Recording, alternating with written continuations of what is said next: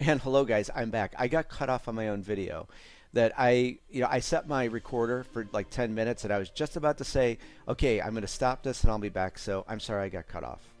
But I am back. And so what I was saying was about the pledge manager is that, you're going to have fair warning and all that. And it's just, this is going to start moving very quickly, I would imagine. Definitely when they get these files, which will be next week.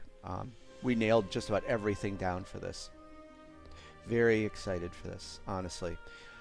Okay, so now we are going to look at punchboards and do some discussions on that. I'm sure that you'll like to see this, and I'm excited to share a lot of this with you. And that's another thing, going back to the spec sheet. That's one of the things when I went over everything, I kind of redid everything and made everything just kind of just much more understandable and more streamlined. That's what I'm trying to say. One spec sheet had the Knight of the Realm edition, where another sheet had the Crusader of the Realm and Master of the Realm, the dungeon expansion. So before it was kind of all run together, and I just separated everything. And one of the big things were the tokens. This is the coin. This is actually the punchboard that they're going to be getting. But everything with creating the punch boards, with me and Cole doing that, we kind of consolidated all the tokens now onto the punch board, and it really helped all the spec sheets look a lot more cleaner, because there wasn't just, this amount of coin tokens and this amount of quest tokens. So, it was just needed to be done, and that we got all that accomplished last week. So our first punch board we're going to look at is going to be the coins. So in Dungeon Crusade, this is a retro game, so cardboard coins is the way we're going to roll with this. Of course, you could always upgrade this. I've seen on Kickstarter they have like those metal coins that you can get. You could easily use that with the game. Trick out your copy of Dungeon Crusade. You will get, I gotta remember, 16,100 gold with Dungeon Crusade. And let me make mention, notice these pink purple circles. That's not going to be on the final punch board, of course. That's kind of like a guideline. The manufacturer needs to know where to cut everything. So when you see pink squares or circles or the outlines of the cardboard miniatures, don't be alarmed.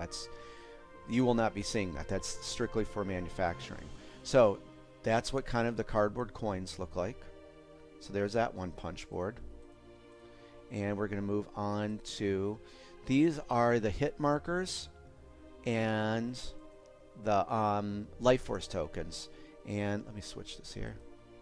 So, that's when you put when your heroes damage monsters, you're going to take these tokens and then put them on monster cards as they do damage. Life force tokens are like when you gain XP. It's kind of like XP in Dungeon Crusade. It's called life force because you use it for different things. It's when heroes kill monsters, complete quests, and a few other things, they will gain life force.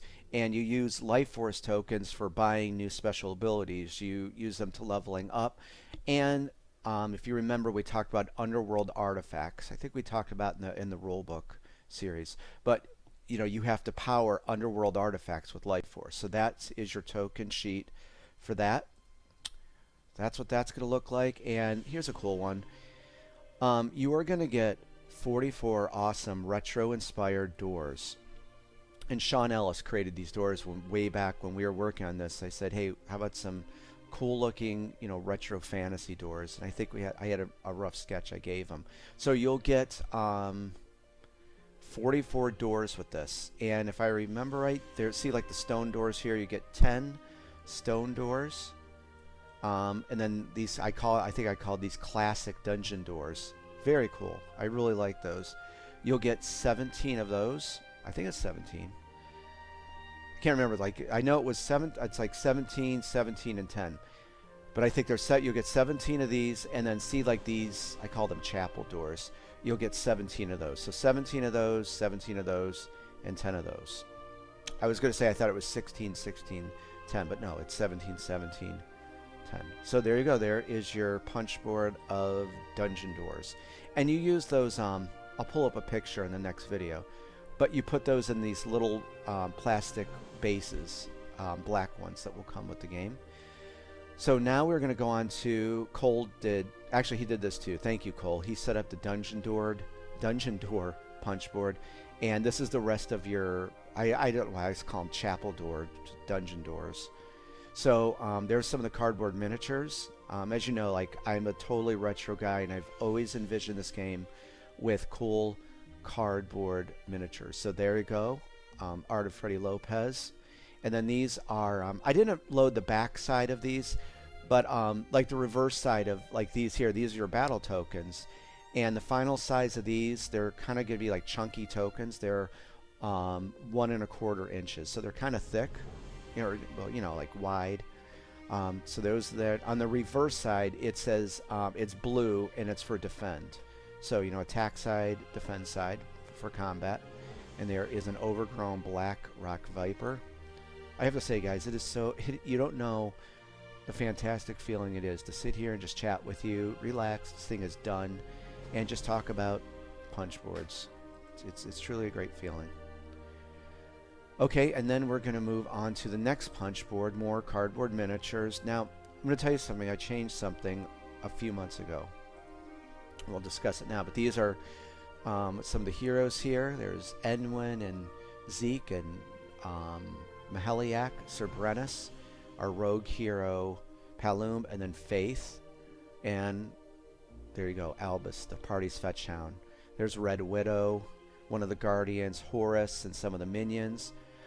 See these here? These are known as just red marker tokens, and originally I was using, in the videos you'll see I was using like those red, they're like wooden, like little round chips, and I took, actually, you know what I did? I'll be honest with you. It's a little secret. I took one of the Life Force tokens, and I kind of changed the colors of them and did some different patterns inside. And I just wanted, I envisioned that for these like markers. And it's kind of like almost like a red crystal. It looks like it's glowing.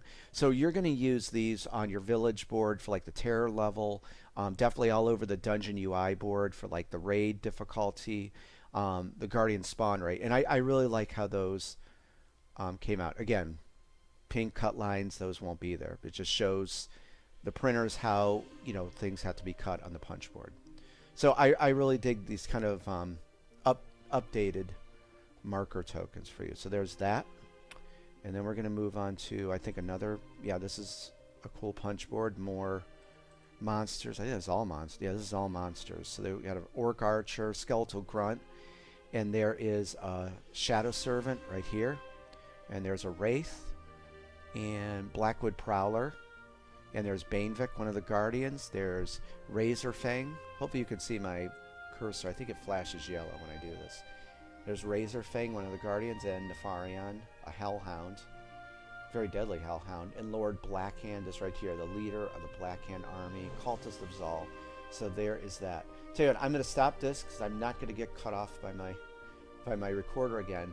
We have a lot more to talk about. We have a surprise I'm very excited to share with you that I think you are absolutely going to love, and a few new ways to play Dungeon Crusade that I know people are going to like. So sit tight, and I'll be right back with our part 3 in the new update videos. I'll talk to you soon.